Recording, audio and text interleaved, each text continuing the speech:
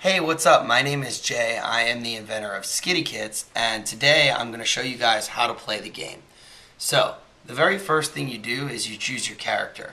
There are 4 character cards that we'll lay out here on the table, and our players today are George and Elizabeth. They're each going to flip one over to pick which character they'll be. So, George flipped over the bat, and Elizabeth flipped the wizard. Take a moment to look at your characters. You can keep that card the whole game, and you can kind of check on your powers to see what they can do. The wizard there has a magic missile, so once per game you can knock a card out of your opponent's hand instead of playing a card that turn. You can also add or subtract 5 points from your final score. The bat can play 2 cards per turn, whereas everyone else can only play 1 card per turn, and also gets to start with an extra card right off the bat. So, I'm going to shuffle up the deck. Elizabeth, why don't you give that a cut? And now we will draw the starting hands. The wizard starts with 3 cards. Go ahead and draw 3. And the bat draws 4.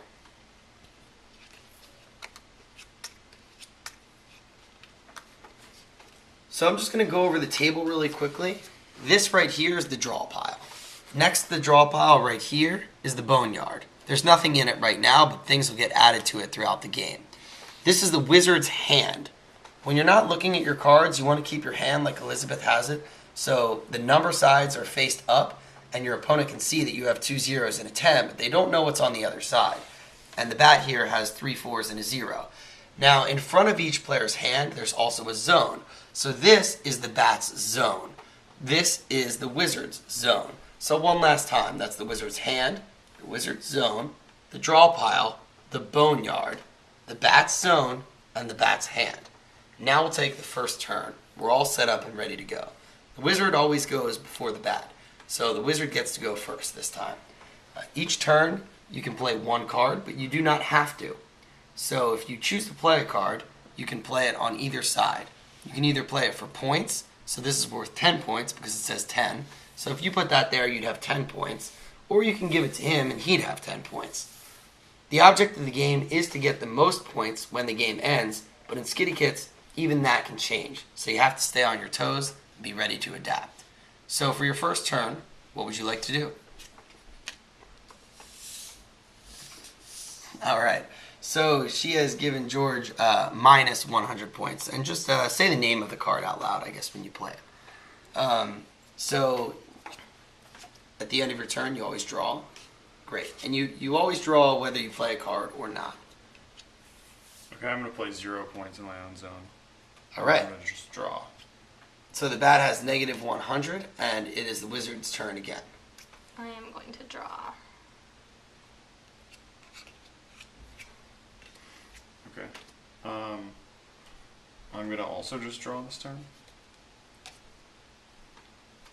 Now we'll put this in my zone and then draw. Okay. Okay. I'm going to play a Royal Proclamation.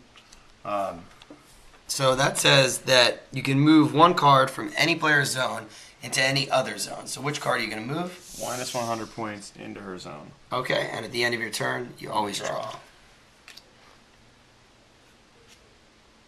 And I'm going to play the flip 1 card. Great. And they're putting these cards here because this is the boneyard, and in the upper right-hand corner of the card it says play to the boneyard. Whereas they put this here because it said play to any zone. So they're putting that inside of a zone. So Flipperoo says you can flip 1 card over to the other side, and you now, instead of having negative 100, end up with 10 points. And at the end of your turn, you draw. Okay.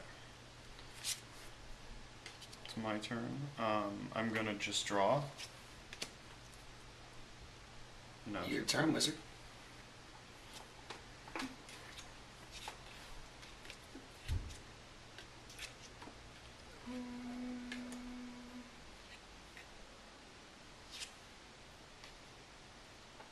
I'm going to draw.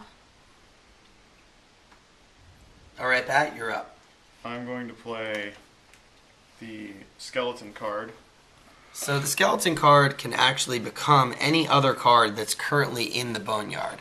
So right now, Royal Proclamation and Flipperoo are in the Boneyard. Which one do you want to use? I'm going to play it as Flipperoo. All right. And I'm going to flip this over. Back to negative 100. So that card is moving around and getting flipped back and forth.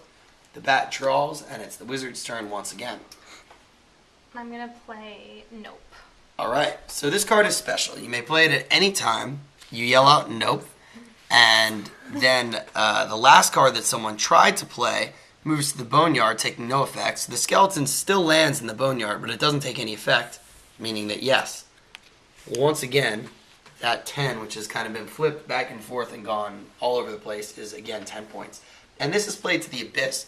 And the Abyss is basically removed from the game. So you won't see this card again. It only happens one time.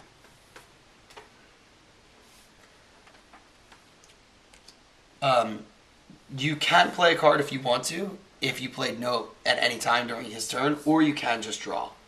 I'll just draw. Cool.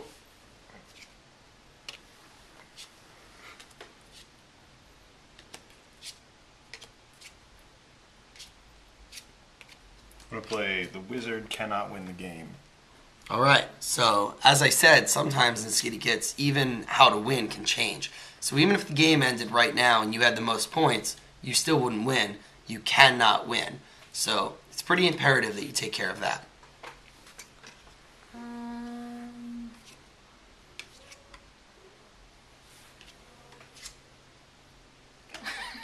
Well, there's the counter. The bat cannot win the game.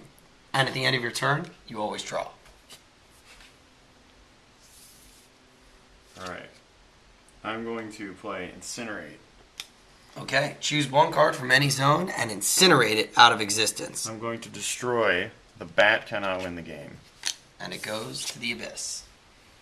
You won't be seeing that again. And did you draw? And I draw. All right. I am going to play Big Hungry Monster. All right, so that takes effect at the start of each one of your turns. So at the beginning of your next turn, we'll deal with that. Okay.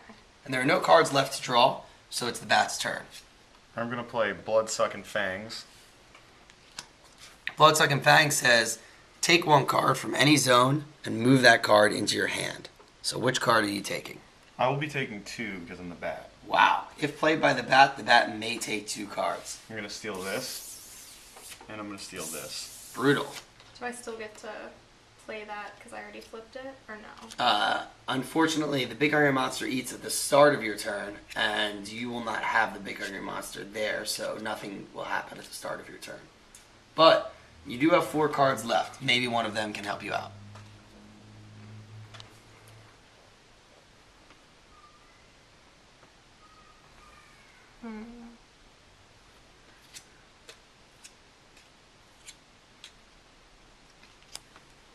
Okay, so you played the Necromancer, which says you must draw from the top of the Boneyard instead of the draw pile. And at the end of your turn, you may indeed draw Bloodsucking Fangs. And that goes into your hand. Okay.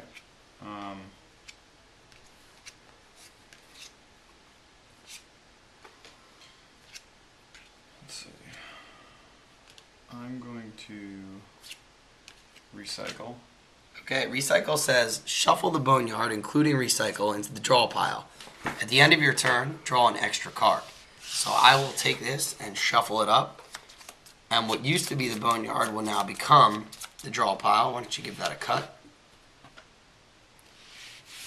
And since you played Recycle, you'll draw 2 cards at the end of this turn because it did say to draw an extra card. And I'm the bat, so I'm going to play a second card. And the bat can play 2 cards on any turn. That is one of his powers. Skittykitts.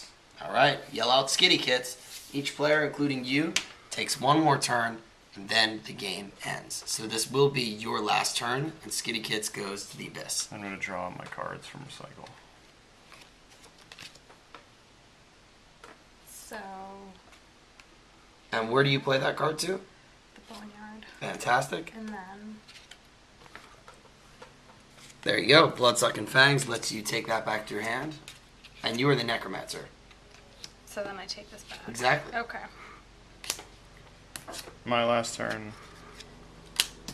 Oh boy. And there it Minus is. 100 The points. theme of the game, negative 100 points. And so it comes down to that card, and the bat is victorious.